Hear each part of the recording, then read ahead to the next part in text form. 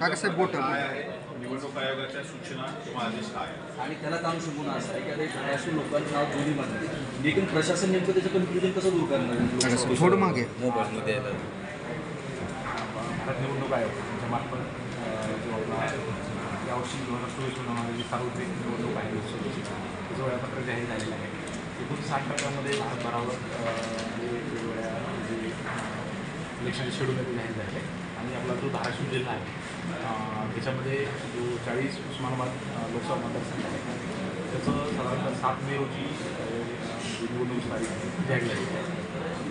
यापूर्वीच आपण इलेक्शन कमिशनला पत्रव्यवहार केला होता आणि आपल्या जिल्ह्याचं नाव बदललेलं आहे त्याचं नोटिफिकेशन कळवलं होतं. परंतु आपलं जेव्हा मतदारसंघाची नावं आणि त्याची जी बाउंड्री आहे फिक्स करण्यासाठी एक डिलिमिटेशन होतं ज्याला मतदान पुनर्रचना आयोग असतो त्याच्यामार्फत ही पूर्ण प्रक्रिया होती आणि आपलं इलेक्शन कमिशन आपल्याला सूचना झाली की धाराशिव आणि संभाजीनगर यांचे स्पेसिफिक आमच्याकडून रिक्वेस्ट केलेली होती. तर पुढील पुनर्रचना होईपर्यंत जी जुनं नाव आहे तेच आपले कंटिन्यू राहणार आहे. त्यामुळं जिल्ह्याचं नाव धाराशिव राहणार आहे आणि आपला जो मतदारसंघ आहे त्याच्यामध्ये बार्शी तालुका येतो सोलापूरमधला औसा आणि निलंग्याची गावं येतात. त्या हा जो आपला 40 उस्मानाबाद मतदारसंघ आहे त्याचं नाव 40 उस्मानाबाद लोकसभा मतदारसंघात राहील आणि आपल्या जिल्ह्याचं नाव धाराशिव. सर एकूण किती मतदार नव्याने ॲड झालेले आहेत एकूण मतदार संख्या किती असणार आहे किती मतदार या लोकसभा मतदारसंघात हक्क बजावणार आहे. जवळजवळ आपल्याकडं 20 लाख मतदाराची आहे ही जो आपला 40 उस्मानाबाद लोकसभा मतदारसंघ आहे त्याच्यामध्ये 40 लाख मतदार आहेत. जवळजवळ याच्यामध्ये 10 लाख पुरुष आहेत 9,43,000 महिला मतदार आहेत आणि यावर्षी विशेषतः आपल्याकडं 6 सखी मतदान केंद्र 6 दिव्यांग केंद्र 201 प्रधानशील केंद्र 8 क्रिटिकल मतदान केंद्र आहेत 10 युवा मतदान केंद्र आहेत आणि 54 मॉडेल मतदान केंद्र आम्ही आयडेंटिफाय केलेले यामध्ये मतदान प्रक्रिया. सर आदर्श आचारसंहितेची अंमलबजावणी सुरू झाली आहे. काही ठिकाणी शासकीय घोषणा आहे त्याच्यावरची नावं आपल्याला हाईड करावी लागतील. ही प्रक्रिया काय असणार? आता आम्ही तात्काळ थोड्या वेळामध्ये सर्व विभाग प्रमुखांची बैठक घेत आहोत आणि राजकीय पक्षांची सुद्धा बैठक घेत आहोत. त्याच्यामध्ये आपलं जे विशेषतः सर्व राजकीय पक्ष आणि नागरिकांना त्याच्याबरोबर घेतो की इलेक्शन कमिशन एक डिटेल कॉन्फिडेंट इश्यू केलेला आहे. त्याच्यामध्ये डिटेल दिलेली की आचारसंहिता काय काय कव्हर होतं. याच्यामध्ये प्रामुख्याने आपल्याकडे जे वेगवेगळे बॅनर्स असतात पोस्टर्स असतात झेंडे असतात तर त्या तात्काळ आज रात्रीपासून आम्ही कारवाई सुरू करू. सर्व ज्या नदीकृत बॅनर्स वगैरे असतात ते रिमूव्ह केलेले आहेत आणि यानंतर आचारसंहिता सुरू आता लागू झालेली आहे.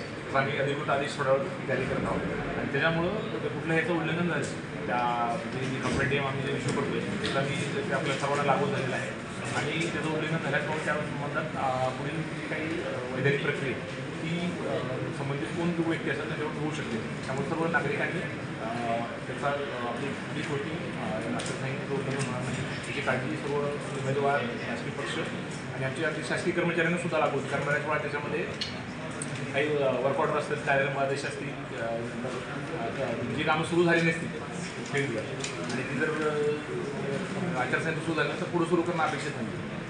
त्यामुळं जी कामं सुरू आहेत त्याला कामं सुरू ठेवण्यासाठी असते. त्याचबरोबर त्याला एक्झिबिशन असतं आपली जे टंचाईची कामं वगैरे त्याला काही अडचण असते. नवीनसुद्धा कामं त्यात आपल्याला सुरू करता येतात. तरी सर्व आपले शासकीय विभाग राजकीय पक्ष आणि नागरिकांनी याची नोंद घ्या. सर काही ठिकाणी अनेक वेळेस फोटोज टाकले जातात किंवा गोपनीयतेचं भंग होतो.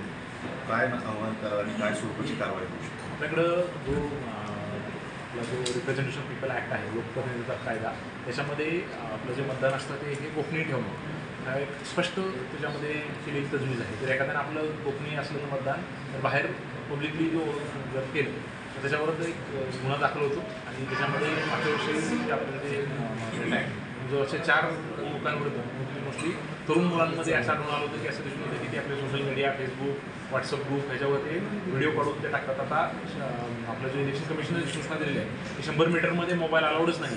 तर सर्व नागरिकांना आव्हान राहील आपण ज्या दिवशी मतदानात जाल तर कुठल्याही प्रकारचं इलेक्ट्रॉनिक गॅजेट मोबाईल आपल्या घरी घेऊन जावं. तिथं गेल्यानंतर मतदान करावं आणि माघारी यावं आणि कुठल्याही स्वरूपात आपलं व्हिडिओ काढणे किंवा ते फेसबुक त्याच्यावर यूट्यूबवर व्हायरल करणे हे दखलपात्र गुन्हा आहे. त्याच्यामुळे आपल्याला तो गुन्हा दाखल होऊन आपल्याला कारवाई होऊ शकते. सर टंचाई- दिव्यांग सर, मतदार आता जे आहेत दुष्काळाची स्थिती आहे सर ते जिल्ह्यामध्ये अजून टंचाई दिव्यांग मतदार जे आहेत त्यांना पोस्टल मतदान होणार आहे. पर्टिक्युलर त्यामध्ये जर अंध व्यक्ती असतील, दोन्ही डोळ्यांना त्यांना दिसू शकणार नाही असेल, त्यांच्यासाठी वेगळी काय ते ब्रेल लिपी आहे. ब्रेल लिपीचं आहे का काय काय याच्या संदर्भात एक नवीन उपक्रम आहे तो आपल्या इलेक्शन कमिशन आणलेला आहे. याच्यामध्ये आपल्याकडं म्हणजे दिव्यांग असलेले संपूर्ण मतदारसंघात 19,000 मतदार आहेत आणि साधारणतः 85 वर्षावरील जवळजवळ 19,000च्या आसपास आकडा आहे. एकूण जो आकडा होतो म्हणजे PWD आणि 85+, 19,000 35,754. तर हे जे आहेत या लोकांना आपण आमचे गेलोच्या पुढच्या 4 ते 5 दिवसात जाऊन फॉर्म नंबर 12D आणि लोकांकडून त्यांची चॉईस घेणार आहे तुम्हाला घरून मतदान करायचं आहे का, जे दिव्यांग मतदार आणि आपले जे 85 वयावरील मतदार आहे. जे कोणी ह्याला ऑप्ट करतील त्यांच्या घरी जाऊन हे त्यांना पोस्टल त्यांना मशीन न करता त्यांना पोस्टल बॅलेट आपल्या ज्यामध्ये आपल्याला टिक करून त्या उमेदवाराच्या नावावर टिक करून त्याला मतदान करायचं असतं. त्या पद्धतीने ते साधारणतः इलेक्शनच्या आधी 4 ते 5 दिवस मला एक्झॅक्टली याबाबत आम्ही प्रचार प्रसिद्धी पण करू त्या ह्याच्यामध्ये जे त्या माध्यमातून त्या पार्टिसिपेट करू. सर दुष्काळ आता जाहीर झाला होता ऑगस्टच्या दरम्यान दुष्काळ जाहीर झाला. आणखी मदत मिळेल आता इलेक्शनचे दिवस आहे आणि ही शेतकऱ्यांना किंवा जिल्ह्यातील नागरिकांना टंचाईग्रस्तीचा काही काळ सामना करा. प्रशासनानं त्याचं नियोजन अशा पद्धतीने केलेलं आहे जेणेकरून पाणी टंचाई मुख्यतः आचारसंहितेच्यावर इम्पॅक्ट काही पडणार आहे त्याच अनुषंगानं काल परवाची जी मदत आली आहे ती वाटपामध्ये काही अडचणी येणार. त्याच्यामध्ये आपलं जे टंचाईचं जर ऑलरेडी जर आम्ही जे काही वाचलेलं आहे त्याच्यानुसार तुम्हाला सांगू शकतो की जे आपल्या टंचाईची पाण्याची व्यवस्था करायला कुठलीही अडचण नाही. त्याच्यामध्ये कुठल्याही नागरिकाला जर अडचण असेल पाण्याच्या टँकरची सुविधा लागते किंवा आपल्याला बोर अधिग्रहण आहे विरानिकरण करायचं त्याला कुठलाही अडथळा नाही याच्यामध्ये. तात्काळ त्यांनी आमच्या BDO असतील, तहसीलदार असतील किंवा मुख्याधिकारी असतील यांच्या निदर्शनाची बाब लक्षात आणून द्यावी. तात्काळ त्यांनी याला कुठलाही अडथळा नाही. त्यानंतर आपला जो विषय आपल्याला जी मदत आलेली आहे त्या मदतीच्या संदर्भात आम्ही एकदा फक्त पुन्हा एकदा व्हेरीफाय करू की त्यांच्या माझ्या माहितीप्रमाणे नसायला पाहिजे. ती जे मदतीचं आली तर पुन्हा एकदा व्हेरीफाय करून